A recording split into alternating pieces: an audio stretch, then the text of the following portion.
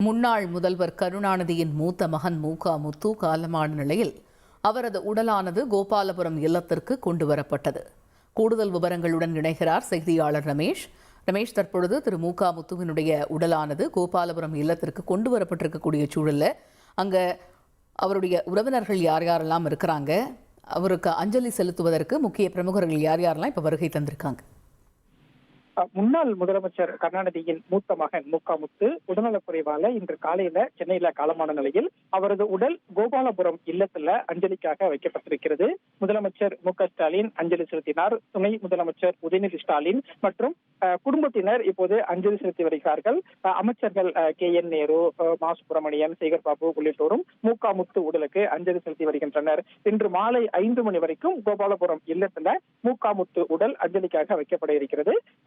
பின்னர் 5 மணிக்கு பிறகு இறுதி ஊர்வலம் தொடங்கி பெசன்ட் நகர் மின் மையானத்துல முத்து உடலுக்கு இறுதி அஞ்சலி நிகழ்வுகள் எல்லாமே நடைபெற இருக்கிறது. குறிப்பாக 1970களில் தமிழ் திரையுலகில் கதாநாயகனாக அறிமுகமான முத்து பல்வேறு திரைப்படங்கள்ல நடிச்சிருக்காரு, பாடல்களையும் பாடியிருக்காரு.